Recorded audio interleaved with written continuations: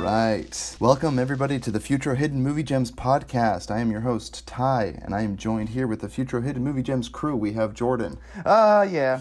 And Cameron. What's up, nerds? And we have our first-time guest, Jennie. Hello. All right. So, guys, I'm going to go around asking what was it like the first time you watched this movie, and what was it like revisiting it for this podcast? And your rating, star rating, 1 out of 10, 1 out of 5, I don't know. Let's start with Jordan. Oh, geez. I'm not ready. Did you watch the movie? Yes, I did. So I've seen the movie. This would be the third or fourth time I've seen it. First time I saw it with Ty. He introduced me to it. I'm very happy he did. We luckily got on the bandwagon of Taika Waititi's films early on. So I'm proud to say I'm one of those people. Very happy I watched it. Put me in a very good mood. He is an excellent director. I have no complaints about this film. I loved it and love it every time I watch it. And it's just a fun movie to watch with people because it's lighthearted and you're among our other films, which I want to say really quick in defense of our last film, Brawl in Cell Block 99. If you watch other movies like Indiana Jones and Jaws, those movies are PG too. So, and they've got like, a guy gets ripped in half. And there's like blood and there's faces that melt off in Indiana Jones. Those are PG movies. All right. We don't need I'm sure we'll be reviewing those movies soon then, I guess. No, I'm just saying, because you guys were giving me crap that there's no way in heck it would be PG. Anyways, we're going back to this lighthearted, cute film.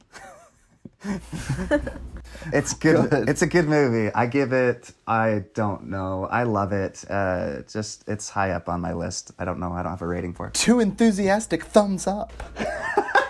Yeah. Yeah. What the heck, Jordan? I need an out of a 10. How hard is it to give it 1 out of 10? A number. I give it a 5-star. 5 So a 10 out of 10. 10 out of 10. Maybe a 7 or an 8. How does 5-star translate to 7 out of 10? Yeah, that doesn't add up. Oh, okay, Cameron. Let's do you. Cameron, what was it like watching this movie and rewatching it? I don't even remember when I watched with who or when I watched the first time. The first time I watched it, I absolutely loved it, and I've watched it 4 times now, and planning on watching it a 5th this next week. It's just on a date. It's just an overall amazing film. I just love it. There's just so many good things about it. It's just, mwah! Just every single part of it. It just made me. It's like such a good feel good movie. As long as just amazing cinematography, dialogue, character development, just everything overall amazing. 4th time was just as good as the first. I gave it a 10 out of 10. Jordan, sicko, giving it a 7 out of 10. You make me sick. Call yourself a fan of his, director, giving it a 10 out of 10. Don't give me that crap. Jordan's just comparing it to... Give it a 5-star. Yeah, compared to his other films, Jennie, what was it like watching it the first time and rewatching it for this podcast, and your star rating, or 1 out of 10? Yeah, I think I saw it a couple of years ago. I don't remember. But yeah, the first time I saw it, I just absolutely loved it. And after I saw it, I had to show everyone. I was like, you guys have to see this movie. So I've probably seen it 4 or 5 times at least. And then just rewatching it, I fell in love with it all over again. Yeah, hands down, I would give it a 5 out of 5, 10 out of 10. No question. See, Jordan, 5 out of 5 to 10 out of 10. Yeah, that's the same number. It's charming, it's cute, it's quirky, it's funny, it makes me laugh, makes me cry. It's just all over a great movie. I absolutely agree with everything that's been said. I don't want to just be all gushing at this movie, but I would say it's a darn near perfect movie. I love this film. This is why I wanted to discuss it, because I don't think enough people have seen this movie. Taika Waititi is, I love his films. Eagle vs. Shark, The Hunt for the Wilderpeople, What We Do in the Shadows, Thor Ragnarok. I just have such a profound respect for this director. I just think he has such a fun and quirky style of filmmaking. So I give this movie a 10 out of 10, hands down. And how many times have I seen this movie? I've seen this over 4 or 5 times. I just love it. I show it to my friends. Some of them don't understand that kind of dry, quirky, New Zealand sense of humor, and that's just their loss, man. I need to get new friends. I'll lose my friends and defend this movie. It's just easier to find new friends if they don't like this movie. For sure. Our last guest, Alicia, because I said what our next film would be, and she's like, "Oh, I didn't like that movie," and I'm like, "I'm sorry, you can't be on this next podcast." And And that was the last time she'll ever be on the podcast. Yeah. Last time we ever saw her. I love this film. I've seen it plenty of times. Just a quick run through of this movie. This is Hunt for the Wilderpeople, directed by Taika Waititi. Came out in 2016. It's considered an adventure comedy drama, and it hits all those boxes. And it stars Sam Neill, Julian Dennison, and Rima Te Wiata. I'm just butchering these names. Close enough. And of course, it also has a cameo from Taika Waititi himself. As the priest. Yes, that's the priest. Dude, Taika Waititi, he's Adolf in Jojo Rabbit. Yes. Mm-hmm. Oh my He stars in a lot of fudge. his films. Actor and director. So, real quick, we're going to have a plot synopsis from Jordan. Do you have that prepared? Yeah, I got it right here. Sweet, let's hear it. A national manhunt is ordered for a rebellious kid and his foster uncle who go missing in the wild in the New Zealand bush. In the New Zealand bush. Yeah, this film is just fantastic. We're going to go around saying two of our favorite things about this movie. So, mine, I would say, is I love all the movie references. I think that Taika Waititi, if he had grown up anywhere near me, we would have been best friends. He must be a cinephile, just like I am. He's watching movies. He references so many movies, not just with his style and the storytelling, but he literally references movies. He mentions Crocodile Dundee when you first see the uncle coming up over the hill with the boar on his back, the dead pig, and he's like, "Who's this Crocodile Dundee over there?" They're referring to Hector, the uncle. They actually mention John Rambo. They mention Sarah Connor from The Terminator. I was just going to say, they mention it in a funny way. He does movie references, but he's like, do you want to quote the part where he's like, you're like Sarah Connor, but after she did all those chin-ups. Yeah.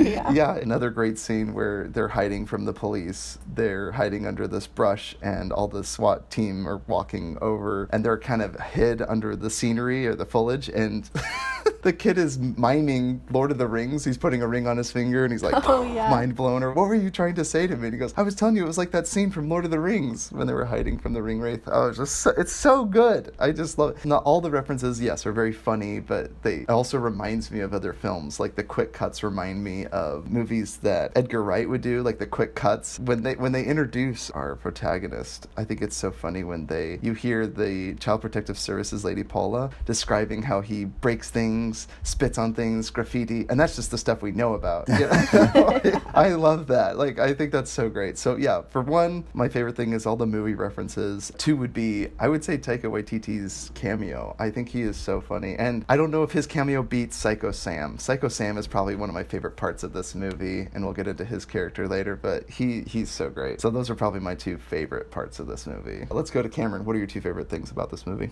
Oof, two favorite things. Definitely the first thing, like my favorite part about it is just a lot of the dialogue and the quotes. Like when I was just watching, I was just catching myself, like almost every single time anyone spoke, I just wanted to just like write down the quote. Some of the haikus that they did. Oh, yes. I love the haikus. Ricky's haiku about maggots. He's just like, maggots, this, like death. It's a haiku I made. You like it? It's called Maggots. And just some of the things that they said, I was just like, what the fudge am I watching? The second thing, my favorite thing is just soundtrack is just, it's just, perfect. The soundtrack along with the cinematography in the movie. One of my favorite songs that it plays in it is Ocean Blue, it's a song that I actually listen to on my daily playlist. I think it's when they finally get up to or when he's out on his own for the first time. Oh, I love it so much. I think it's at the beginning of chapter 6. The soundtrack and the dialogue just make the movie just so much better, because there's so many moments that I just caught myself laughing out loud at something basic comment, like when the child services lady, when Ricky gets back in the car, she's like, Ricky, get out the car, no one else wanted you, and I was just like, jeez, that's harsh. It's like little subtle comments like that I just absolutely love, that just made the film for me. How about you, Jordan? Two of your favorite things? Oh, does it have to only be two? I mean, I have endless. Only two. I don't want to hear more than two things. Move on. Oh, jeez. Two, Jordan. In my films, I always love, and I try to do this, and I don't know if is it called homage or homage? Anyways, it's kind of showing. Depends what part of the world you're from, dude. Okay, well, what I'm trying to say is they do this, and I love when they do this in movies, and he did it in this film, where the girl turns, and then the sun is behind her, and then the music's playing, and you can see kind of in his head how he's picturing this girl. The music's playing, and her hair's blowing in the wind. I love stuff like that, and I try to do that in some of my movies. It makes me so happy, especially because he's just got this little kid crush on this girl, which I think is the most adorable thing ever. And then another part I love I'm always looking out for, his cameos in movies. Cameron, just found out that he was played as Hitler in Jojo Rabbit, which was fun. It was really fun to find out that he was the rock guy in Thor Ragnarok, the priest in this film. Yeah, that's what I was about to ask. I was about to confirm that because that's what it reminded me of. Those are my two, which if we can only do two, I'll stick with that, even though there's a million other things. Yeah, I know. I don't want to hear it. I don't want to hear it. You're done. I don't want to hear it. Was that Good Burger? That was Good Burger, wasn't it? We're going to quote Good Burger all throughout this podcast. Oh my gosh, that's Sinbad. I don't want to hear it. That was Sinbad, that's right. Dude, Ty, the Good Burger quote that I thought of today was, curse going jail, curse going jail, curse going jail, jail, jail, curse going jail. Curse going to. Oh my gosh, I love that. Well, movie. we have officially derailed this podcast. Jenny, what were your two favorite things from this movie? Yeah, it's hard to pick just two, but what comes to mind first is Ricky's birthday.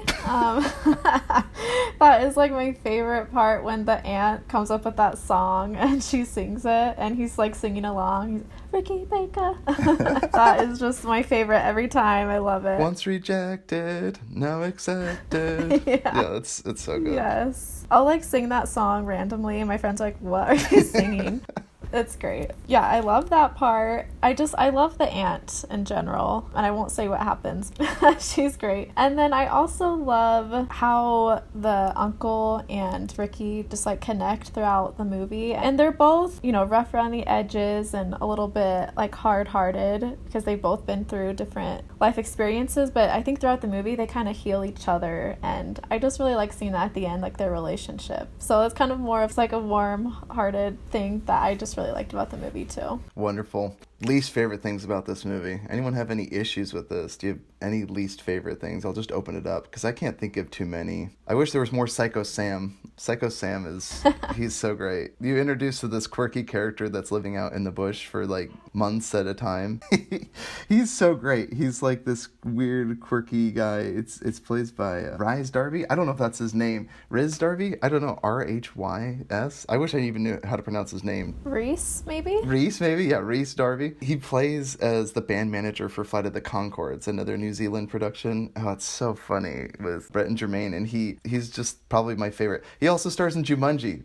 When I was watching Jumanji 2 last week, I said I didn't like it. My favorite part of Jumanji is Rhys Darby when he shows up as the guy that gives them all the directions and everything of the beginning of the video game. He's like their tour guide or whatever that gives them all the instructions. I don't know what to call it. Intro to conflict, the exposition. Yeah, he's great. Rhys Darby, I think he wins this movie for sure. Does anyone have any least favorite things about this movie? Or it's kind of a weird question. I really can't think of anything I didn't like.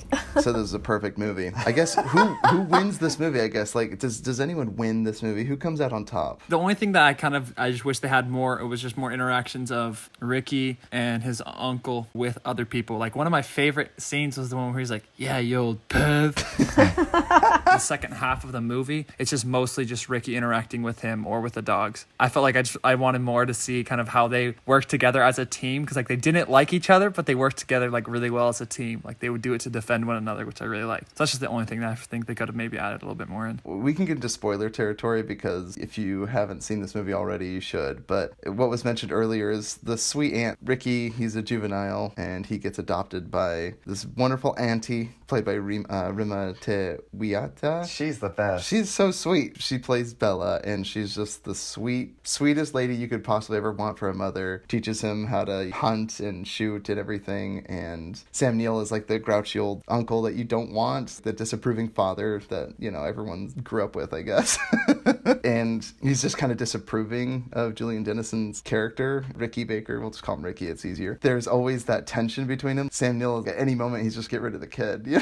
Like, this is too much responsibility. You might think that he'll warm up to him. That's what you hope to happen. But then, unfortunately, Auntie Bella, she passes away. And that's what sets the whole story in motion, is the state figures that Sam Neill's character, who plays Hector. Did anybody cry when she died? I did the first time. Oh, every time. It's so devastating. Sam Sam Neill, that's just a testament to Sam Neill as an actor. Man, you feel that. Like, Yes. it's very sad. Not a lot is important to him. Just when you first meet Sam, my favorite line is from Andy. He's the other childcare, or he's like a security guard with Paula, the child protective service. Oh, yeah. He's like, he's giving that piggy a piggyback ride. I don't know why I thought that was so funny.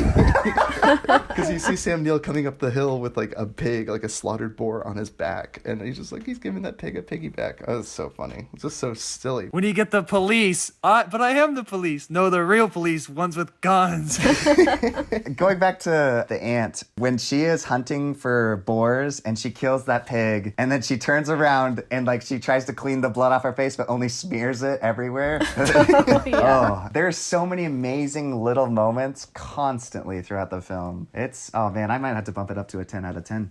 You convinced me. See? Yeah, the more you talk about it, man, you can just gush about it. It's so fun. So after the state declares that Ricky Baker will no longer be able to live with his Uncle Heck, Ricky flees. Well, he fakes his own death by laying a paper plate down and some clothes and lights the shed on fire and flees, saying that he killed himself. His uncle comes and finds him, but when his uncle finds him, he kind of gets annoyed at Ricky and then lunges for him because Ricky's making fun of him for the fact that he can't read, and then he falls and sprains his ankle. So they're stuck out there in the wilderness for a few weeks at a time. Then they come and find a shelter. They meet some other guys that are hunkering down in this little shelter, and based off of some misunderstanding, this kid basically insinuates that He was molested. he was molested by his uncle, which he wasn't. He wasn't. It's just a misunderstanding. He said, like, I can't even remember what he says, but he's like, It's like he made me do things with my made hands. me do things. He's talking about like wilderness survival things, but he goes, do you know how that sounded in there? And he's like, oh, right. Oh, that's bad. So they all start calling him pervert.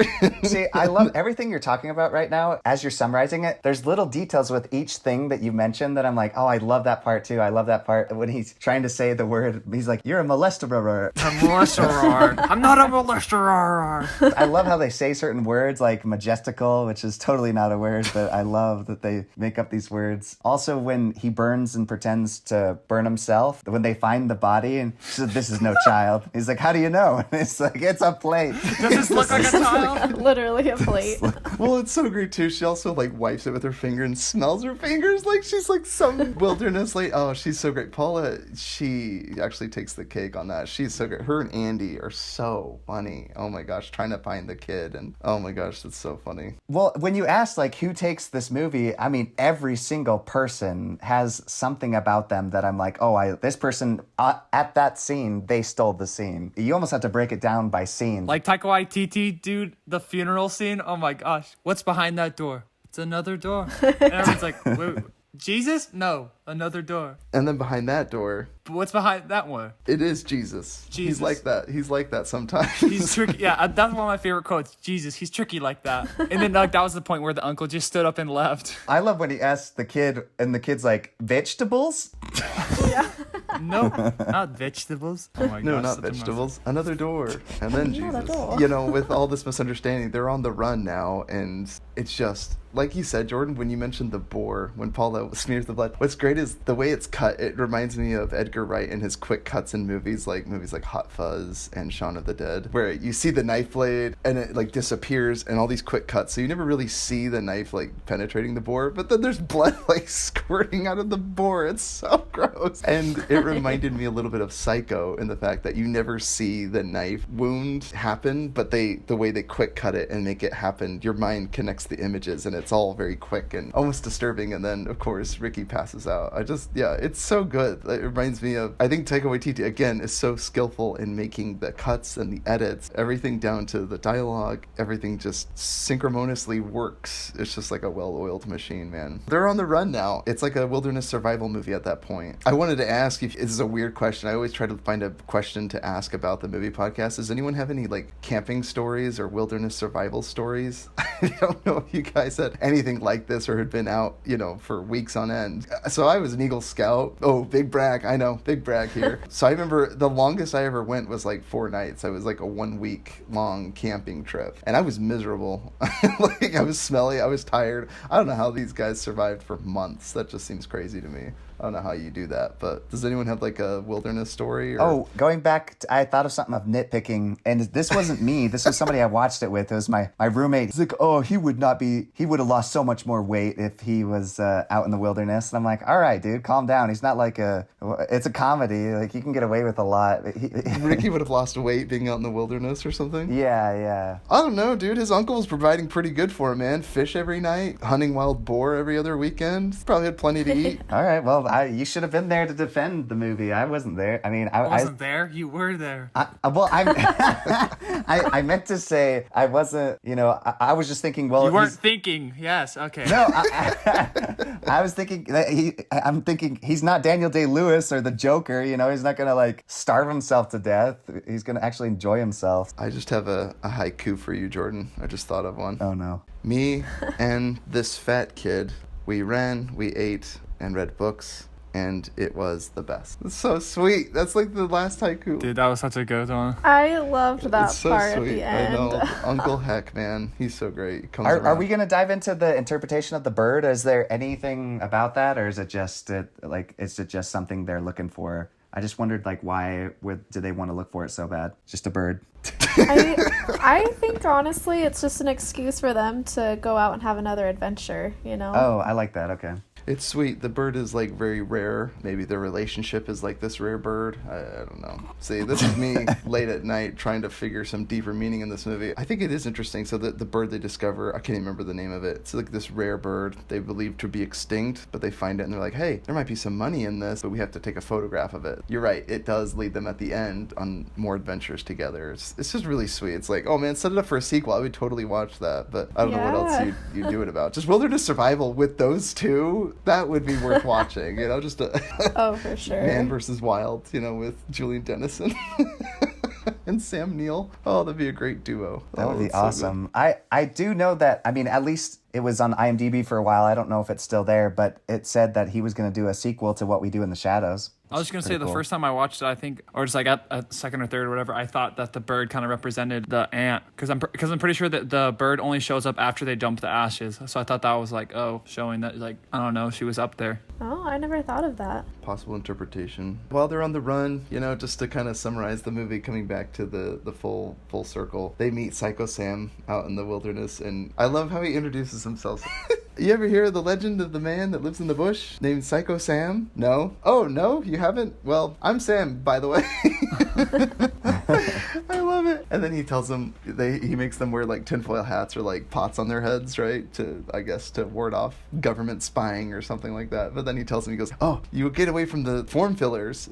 Anything you need in life, you need to fill out a form. And then after you're done filling out a form, they'll send it up to a higher level, then they'll fill out a form that you filled out the form. He's like, and if you want to stop filling out forms, you have to fill out 5 forms to stop filling out forms. And if you want to stop filling out forms, you got to fill out another form. Oh, it's so great. When the police start to close in on them, they ask Psycho Sam, what's the fastest way out of here? Jetpack. And he's like, yo, you actually have a jetpack. What? No. But I have dug an underground tunnel. They opens up the latch. Oh, the only thing is I haven't dug it yet. It's so good. What have I been doing with my life? What have I been doing with my life? So great. Every scene he's in, man, he kills it. Do you guys have memorable quotes? I can't remember the quote, but I just love, he's like dressed as a tree. When they first meet him, he's like disguised as a tree. He's like, I'm a man, I'm a tree. I thought that was funny. Some of my favorite quotes was, one of them that I really loved was, he's talking to his uncle, and he's like, they think you're Asian, like Caucasian. They think you're Asian, uncle, and a molester. And his uncle just looks at him like, you have no idea what you just read, did you? Because he just reads like Caucasian and like child molester. I just love that so much. I just love the one scene of the daughter on the horse when he's like, call for help, and she's like, okay, yeah, hold on. Hey, go get someone to help him right now. I don't have a radio here. Like, that's just such like an unnecessary thing. She could have just said, I don't have a radio, but she just like totally sassed him like, you think I have a radio? I'm on a horse. Like, I just loved her character. That was so funny. I love it too. Paula, when she bangs on the police door when they introduce him to the family, she's like, yeah, Ricky, get out. There's no one else that wants you. Like, this is your last chance for a family. Paula, oh my gosh, she's so funny. She's like, no child gets left behind. And he goes, well, it's our motto. Well, it's not really our motto, but it's definitely my motto. She is like so hell-bent on getting Ricky back. She is so funny. Oh, The she's dude great. tracks down them down through the signal. She's like, freaking A, that's some Five Eyes shiz. 10,000 dead or alive. Oh wait, that should just be alive. No, actually should be alive. Oh my gosh. Oh man. I didn't choose the Skug's life. The Skug's life chose me. Dude, that was beautiful. Yeah, did you catch that, Ty? That same kid, he did the same quote in Deadpool when he's like, gangsta. Gangster. That's hilarious. No, I don't remember that. But yeah, that's right. He was in Deadpool too. I remember that. I love it when Paula, she is so funny. Paula is like yelling at Andy, the security guard. He's like, give me a gun. You, give me your gun. And then she looks at him. Where's your taser? Give me your taser. He goes, it's been booked. It's in Wellington. And she's like, you're useless, Andy. I loved her. Paula, man, she's just hell-bent on getting Ricky back. It's so good. When they finally meet up with him, they're like across a ravine, and she's like, Ricky, come over to us. I've got some trail mix here with some chocolate in it, some nuts, granola. Yeah. And she's like trying to tempt him to come over. Oh, it's so good. Just going back to kind of what you said about his filming being like Edgar Wright, it is an indie film, so it has that indie film feel. It's very obviously lighthearted, but feels almost like a children's book. I love the chapters. I love the visuals. Obviously, New Zealand's going to be so beautiful, which it is. It's very, very green. Every shot, you're like, oh, I could just sit looking at this all day. It looks like Apple's screensavers. So visually cool. I can't get Paula out of my head at the very end when she tackles Ricky or grabs him. She's like, I got the child. Now we can get this precious child out of here. She's yelling at, I don't know if it's at Sam Neill or I know it's Ricky Baker. They take him. He goes, you have the right to remain silent. She's reading him his Miranda rights. And then Andy's like, that's not something we say, Paula. That's more of an American thing. And you're not even a police officer. I know. I love how she's like both so caring about him, but so aggressive. Like, I don't know how she does it, but she's great. Two of my favorite things from Andy the officer or whatever. The first part is when they're asking to make sure that the grounds are all okay to leave Ricky there. Paula's like, she looks at him. He's like, yeah, what do you think? He's like, yeah, it looks cool. And then at the end where he finally like actually is useful for once, and he disappears, and you're like, where the heck did he go? And I was like, oh yeah, he's gonna go freaking save and stop that. The dude was like, yo, perv. That dude was trying to like kill what's his name, and I was like, oh freak. And then he just comes out of nowhere and hits him. I love that part. That just kind of showed like his character arc going from just a complete just loser to actually finally doing something like actually useful. I want to mention too that the director is a master at making you feel for these people. Not only is humor a quick way to attach to people, but also the moment where the aunt leaves the little boy, I don't even know what those things are called, those red things that you put water in, and she like left it for him. Those little warm-hearted little moments that you're like, oh my gosh, I feel it so much for this aunt and the kid. And well, she left him a little water bag, but also a knife to stab the monsters at night or whatever. Oh, yeah. Stab the night monsters. She's great. And then he tries to heat it up and it breaks. Yeah, it just puts out the fire. That made me so happy. This reminds me of Swiss Army Man, probably only in this fact that it's like out in the wilderness. You got like 2 or 3 main characters. It does have like an indie feel to it. And it does remind me of all of Taika Waititi's films. His humor, his brand of humor is very present, and his writing. He definitely has style, yeah. Yeah, he has a very unique signature style. I gotta give it to him. My last thing I'll say about Taika, I think it's amazing what he's done to revive the least relatable Avenger, and I'm referring to Thor. Who remembers Thor: The Dark World? That movie was forgotten. I think everyone was pretty much done with Thor. He comes back with Thor Ragnarok, probably made Thor everyone's favorite Avenger at that point, right? I mean, remember that movie came out? My biggest gripe was that Thor was too much like Chris Pratt in Guardians of the Galaxy, Star-Lord. Peter Quill. Yeah, and so I was kind of disappointed. Then I look at everything else Taika Waititi's done, and I'm like, that's actually more aligned with his humor, and he's been doing this way before the Avengers ever started doing this, before Guardians of the Galaxy 2 and everything, even though, and not to belittle what James Gunn did with Guardians of the Galaxy, I think that by far Taika Waititi has a way of making characters so relatable and so quirky at the same time, because Ricky Baker isn't anything like me. Well, maybe, I don't know, maybe we have more in common than I think, but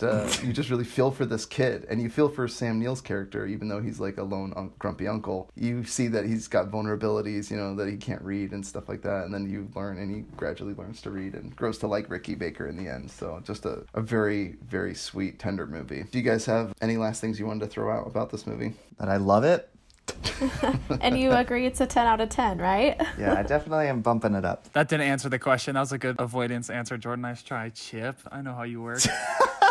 He said I'll bump it up and he said give it 10 out of 10. But one thing I really enjoyed about the film is I loved how the relationships were very realistic. It's because that's what I really enjoyed, is that like sometimes a lot of times in movies I feel like people progress too quickly into relationships. A person just meet and then like the next scene they're like best friends, and I'm kind of like, what the heck? There was a subtle thing that made you realize that the aunt was starting to progress in the relationship with Ricky, was when she's like, are you gonna sneak out tonight? Are you gonna run away tonight? He's like, I don't know. And she's like, okay, just be back by breakfast. And so I think that's why Ricky and her got along so well, is because of that freedom that she gave him, made him trust in her, instead of like being in all the situations they tell him he's such a bad child, and then all people try to put restrictions, and that just makes it even worse. So that's what I love in the beginning scene. She's like, oh, I gave the little stuffed animals and there's a knife to kill the monsters in the night. You're like, you just gave a child delinquent a knife in his bedroom. But she's like, what's he gonna do, kill us? Like what? And then the same thing with giving him the other stuff. And that's what I loved, is her putting that trust in Ricky paid off by Ricky eventually putting the trust in him. And so it's the same thing with Ricky and the uncle. Like the relationship didn't just go super easy. Like I love it when he goes up to him, he's like, Auntie told me I needed to come over and ask you if you needed anything. What can I do to help you? He's like, leave me alone. He's like, okay, cool. And just walks away. And that's why I love how their relationship gets better because of that, because they just both respect like their boundaries. I just wanted to say too, I love the visual humor. Going back to what Cameron just said, when he tries to run away, she's there sitting right next to him the next morning, and she's like, you got all of 200 yards. 200 yards, yeah. And then it pans over and the house is just like right down the hill. I love visual humor as well as the fun, quirky jokes. It was very, very well done. Did you say it reminded you of Nacho Libre? Like when Nacho's like out in the wilderness for like what appears to be days, and then she's like, how did you find me, Ignacio or Chancho? And he's like, we saw you from the village. And they're like, wait, yeah, because he's only like 100 meters from the village. That's what it reminded me of, Nacho Libre. But I think that's just what they did really good, is like it kind of created some situations where you didn't really know the effect or the severity of certain things because of like how of the cinematography. That's what I loved, like kind of that scene of just like it showed so many cuts to where like, oh dang, he's going a long way, and then you're just like, oh wait, he's not even that far away. So I loved scenes like that. I guess it's unanimous. We all gave it a 10 out of 10. Would we recommend this movie? Absolutely. We're advocates for this movie on this podcast. You guys all need to see it. If you haven't seen it, I just encourage you. It's a great film. A real feel-good movie afterwards, too. And one thing it reminded me of, too, I actually just watched this series on Netflix called Win the Wilderness. It's like right up this alley. It's a great show, so watch that on Netflix as well. If you like this movie and wilderness films and things like that, it's a great one. Win the Wilderness on Netflix. Well, we're going to begin our next segment called Build a Perfect Movie. How this works, Jenny, is we pick movies, you pick two comedies, and their Rotten Tomatoes score combined together, you try to get as close to 100% as possible. Okay. So if you can have a strategy, you can, do a high-ranked movie and a low-ranked movie combined together, try to get as close to 100% without going over. If you go over, you bust. So we'll start with the comedies. Cameron, what's your first pick? Let's go with Yes Man. I'm pretty sure that got cropped down by Rotten Tomatoes. I think that's around 40 or 50. Yes, man. Jordan. Comedy? We'll start high. Dumb and Dumber. Dumb and Dumber. Risky move, Chip. I don't know. Jordan's just trying to beat me because last time he thought he could beat me with the cube. Sicko. Dude, I beat Grant last round, so Really? get wrecked. Yeah. Yeah, but that was Grant. Grant's a scrub. And Jenny, your comedy. Let's see. Recently I saw Knives Out. That's a comedy, right? I laughed. I don't know. A dark comedy. A dark comedy. Can I? Oh, because I think that was a high-rated movie, so I'll go with that. Knives Out. Yeah, that's risky. Good luck finding a 9 or 10 on Rotten Tomatoes. We'll see you later. There's plenty of crappy comedies. Chip. All right, so Cameron, you had Yes Man. Show me the money. Yes Man, 46%. Yes. 46%. Jordan, you had I told you, Chip. Jordan, you had Dumb and Dumber, 67%. Oh, that's a lot lower than I thought. All right. Jenny, you had Knives Out, 97%. It's a darn near perfect movie. Okay. You gotta find a film that's 3%. Yeah, so you gotta find a comedy. Now, believe it or not, there are plenty of comedies that are less than 3%. That are garbage. Yes. Jenny, you were the highest. Do we go with the lowest or the highest first? Highest. We do the highest. Okay, Jenny, if you can think of another comedy, you want to get a really crappy comedy, something with 3% or lower. Like, what's a funny movie that's not funny? Oh, Oh, let's see. I'm personally not a fan of Adam Sandler, so maybe one of his movies. But I can't Let's think. go Jack and Jill. Yeah, Jack and Jill, Jill's or probably no, horrible. Ridiculous Six, or was that pretty high? I think that was pretty high. I'll go with Jack and Jill. I haven't seen it, but the trailer was enough. I was like, no. I couldn't even finish the trailer. Yeah. Let's see. No, next in line would be no. You're right, Jordan. You had Dumb and Dumber at 67. Jordan. Yeah, Chip. I'm in the lead. Crap, I had one in my head. Oh no, I forgot what I was gonna do. Oh, such a shame, Jordan. I just watched it at Jexy. That one I don't think got very good ratings. So. Oh, Jexy. Is that the new one with Adam Devine? Yeah. Which I enjoyed. I just don't think it did well. Kim, for you, comedy. You had Yes Man at 46%. What do you want for comedy? I'm gonna go with another Jim Carrey. Popper's Penguins. Liar, liar. Oh. Liar. That's gonna be risky, but I think that's the money maker. That was too high, Cameron. I think you're gonna bust. You think what you want, Chip? I'm gonna win. Just saying. Cameron, you had Yes Man at 46%. Liar, liar. 81. You bust. What the heck I'm is sorry. that You were. bullcrap? My mic just exploded. Cameron, are you okay? Did you just spontaneously combust? Are you all right? Are you there? And that is not that good. I told you, Chip. Jordan, you had Dumb and Dumber at 67%. Jexy, bust, 14%. You got 81%. Oh, get some, Cameron. Get it. Lame. 81%, Jordan. Not a bad movie. There's no way that Jennie didn't bust. Jenny, you did Knives Out, 97%. Jack and Jill, 3%. You got 100%, Jenny. Are you kidding me? Yes. That's Are bull you crap. joking? No, it's 100%. We just had our first 100%. That was some team What? effort in your face, Jordan. That is amazing. That's ridiculous. Now my life's complete. Taste the rainbow, Jordan. We can shut down the podcast. We did it. You built the perfect movie. Perfect movie. Jack and That Jill is with Knives Out. ridiculous. Unbelievable. I'm I did sorry. not think Knives Out was that high. I mean, I was really good, but I didn't know Jack and Jill was that low. I thought at least like a 10%. I thought Yeah. there's no way. A 3. wow, you guys. That's what I'm talking about. Rotten Tomatoes. Dare to be Really ruthless. impressed with myself. Yeah, destroy it. I know it sounds oxymoronic to say, like, I saw Jack and Jill. To say that that's an hour and a half of my life I'll never get back, because technically every hour and a half of our lives is something we'll never get back. But that's one that I wish I never had. Like, that was the worst hour and a half of my life. That was the worst movie. I'd give it a 3% for sure. Good to know. This next category is just over and under acting. Everyone just provides a movie quote. You can either overact it or underact it. Do your best impression. I don't care. Speed round. Whoever gets it wins. Wait, just any movie quote? Yeah, just any movie quote. We're gonna go. Everyone gets one movie quote, so just quote any movie, and whoever gets it the fastest wins. Do we want to be like obvious? Over or underact it, doesn't matter. Or you can like do your best impression. I can start. I have one. I don't know why it's been in my head all day. I'll do my best. What am I? What the fudge? Ty, a lot of movies say that. You got to give us more than that. What? No, I did a perfect impression. That was your perfect impression? Oh, give me a break, dude. Come on. Okay, let's see. I actually don't know any other quotes from the movie. What genre? What genre is it? I, Robot? Oh, snap. That was literally it. It was iRobot. How did that freak? Told you it was perfect. I did such a good impression. Jordan got it. First guess. You're disgusting, Jordan. What a nerd. Jordan, you win. I don't know. I just saw the big eyes and I kept thinking of that robot thing. Because it has creepy eyes, doesn't Yeah, it? dude, Sonny. Yeah, the robot. When he looks at Will Smith and he throws him against the ground and he's like, "What am I?" I don't know. It's just like, like the best part of the movie. What am I? I did my best impression. Jordan got it. Cameron's just jealous he can't guess it fast enough. I'll get right. No, Jordan gets a point. All right, Cameron, what about you? Over or underacting? Fudge, dude. I don't know. I'm gonna do something that Jordan wouldn't know. Quote any movie, dude. Oh, this one I think Ty will get it faster than Jordan will. Maybe Jennie will get it, but I'm not gonna do impression. Okay, I got one. Okay, well, you go, Jordan. Wait, I didn't hear the quote. Go, Jordan. Yeah, Cameron, did you quote yours? Oh, I got it. Okay, so No, not yet. no, I got it. No tan lines this morning. Very nice. The kid next door is a meatball. What? Oh my gosh. What on earth? What movie is that? Is that Joe Dirt? No. Oh, kid's a meatball. Kid Next Door's in B-ball? What the fudge? The only thing I can think of is Cloudy with a Chance of Meatballs. Oh wait, no tan lines. Oh, the Burbs. The Burbs. Ty got it. Yes. Oh my gosh, that's the Burbs. Yeah. Ty with a point. All right, Cameron. Wait, hold on. Sorry, Cameron. We watched too many movies. I'm sorry, Chip. Yeah, Cameron. Sorry, you're never gonna win this. All right, Cameron. Do you have a movie quote? Oh, fudge. Hold on. Dad, what are you doing? Dad, what are you doing? Is that your quote? Is that your quote, Cameron? Dad, what are you doing in my room? Oh no, that's just what's really happening. Just let Jordan go real quick. I still got to Yeah, I got another one while Cameron's thinking. If that's the tongue and that's the throat, then that must be the uvula. Dude, that's Monster House. So it's a girl house. Oh, Cameron got it. Oh, what's up, Ty? You watch too many movies? Oh, I even knew that one, but he was too quick. Oh, it sounds silly. I actually knew it. I just was letting Jordan finish the quote. Sure.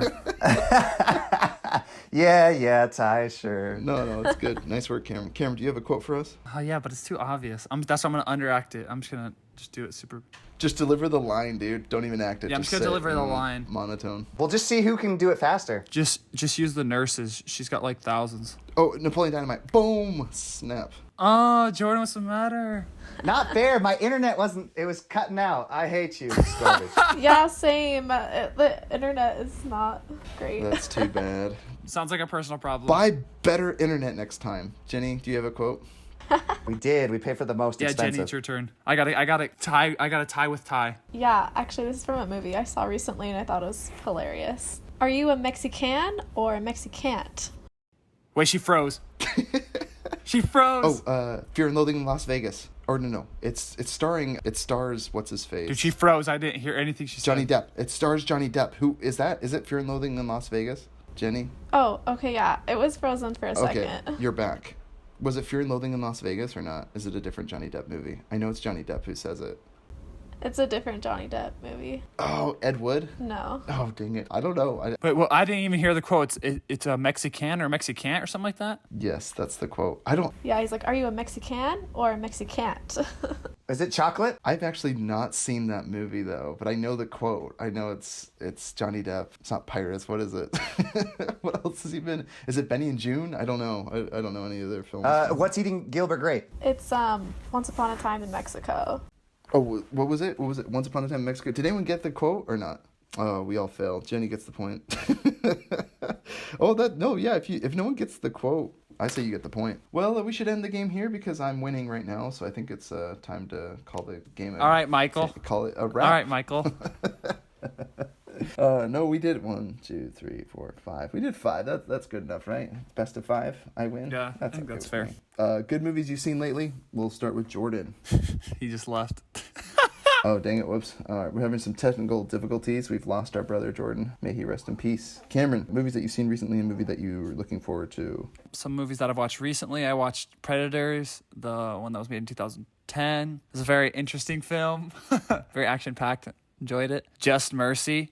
A very well done film. I really enjoyed that as well. Snowden. That was that was a really good movie as well. And I watched Enemy and Shawshank Redemption, and those were both just absolute masterpieces. And also I watched Get Out, which was just some amazing films. And do you have any films that you're looking forward to? And I've been meaning to watch Time Traveler's Wife along with American Sniper. Did you ever end up watching Seven? No, I should have watched it though. But Grant wanted, or it was after we watched. It was a back-to-back where we watched Shawshank Redemption and then we watched Enemy, and so my brain was just completely destroyed. And I was like, and so I had to process, and so I just went to bed because it was like 3 a.m. Jordan, do you have any good movies you've seen lately and movies that you're looking forward to seeing? Oh, I saw the trailer for that new movie coming out, Unhinged. Oh my gosh, that looks amazing. Oh, I am so excited.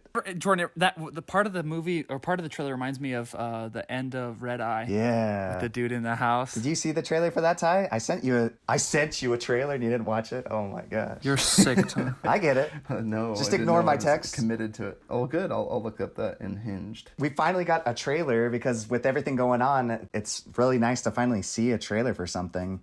Jenny. I wasn't done yet. I didn't say what I watched. You're trying to cut me off. I get it. Okay. Cut my time out. Okay. Started rewatching Super Jail, which is a really crazy, fun Adult Swim show. I just restarted The League, which is really funny. It reminds me a lot of kind of our banter back and forth just with my friends in high school and Ty. Well, that's all I can think about right now. So, Jenny, you can go, I guess. Yeah, I'm trying to think. Recently, with Jordan, we watched A Fish Called Wanda, and that was really good. That's a little bit older of a movie, but that was hilarious. So good. Yeah. Ty, that one I recommend. Fish Call. I think we should do that one on a podcast. It kind of reminds me of Pink Panther a little bit. The old ones. Yeah, that was good. Oh, and then I also showed you guys this movie called Brigsby Bear. It's not very well known, but I 100% recommend it. It's one of my favorite movies. Is that Country Bears? It's not Country Bears, is it? No, and also if you look up a trailer, it's gonna make no sense at all. Like, you just have to watch the movie and just trust me that it's The good. Brigsby Bears. Oh wait, so it's not the Demon Bears from Hell. It's not that one. It's the Country Bears. I'm thinking No, of the it's wrong just one. called Brigsby Bear. What on earth? I'm looking at the images of this show. What the fudge? Are you looking at Country Bears, Cameron? See, now he's probably down a rabbit hole. It's gonna ruin your search history. Don't look it up. No, Cameron. I'm on not the Brigsy same. Bears. Brigsy Bear, or whatever however the frick you say that word. Brigsby. Things I've been watching lately. So I mentioned Win the Wilderness. It's like an 8-episode or 6 to 8 episodes, I can't remember, on Netflix, and it's about this old couple that literally built their own 3-story home out in the middle of the Alaskan wilderness, and they have no heirs to leave the home to, so they have like 6 couples from the UK come over and try to win it. So they do a bunch of wilderness survival tasks, and whoever comes out on top ends up inheriting the property. It's an amazing Netflix show. It was recommended to me by my stepbrother Ryan, so shout outs to Ryan if he's listened to the pod. Thanks again for that recommendation. It was great. And that's actually what made me want to discuss this movie, honestly, Hunt for the Wilderpeople. I'm just like, I want to go out in the wilderness. I want to go camping now. Another great thing I'm watching again for the second time. I'm watching Chernobyl a second time. I know I've touted this amazing HBO miniseries before, but holy cow, is Chernobyl like the most important TV show of all time. It is great. I can't even gush enough about it. I'll have to do my own podcast on Chernobyl. It's a phenomenal miniseries, so definitely check that out if you guys are interested into all of the things that Russia did to sustain one of the most horrific nuclear meltdowns and catastrophes known in modern history. And it's just a phenomenal story. All right, and then did we get Jordan's recommendation? I can't remember. Yes. I already forgot it. Sorry. Unhinged. Yeah, we did everyone. No, I'm kidding. Okay, here we go. Well, guys, thank you again for tuning in for the podcast. Next week, we'll be discussing a murderous killer movie called Zodiac. It's not just any murderous movie film. It's the greatest film of all time. Join us next week for next week's podcast. Well, Cameron, Jenny, Jordan, it was great seeing you guys and gals and people. Thanks for coming on. Yeah, thanks. Yeah, thanks for joining us, Jenny. You're the best. Yeah, thanks, Jenny. Yeah, no, thanks for having me. Thanks for talking about Hunt for the Wilderpeople. You guys stay safe. Wash your hands. Don't touch your face. Don't let the virus get you in your eyes. Every time I look over on this webcam when we talk, I just look at Cameron every time he touches his face, and I'm like, oh. My eyes are itchy, man. What can I say? He's got the pink eye. Okay, everybody. Thanks again for being on the podcast. You guys take care. Bye-bye. I love you guys.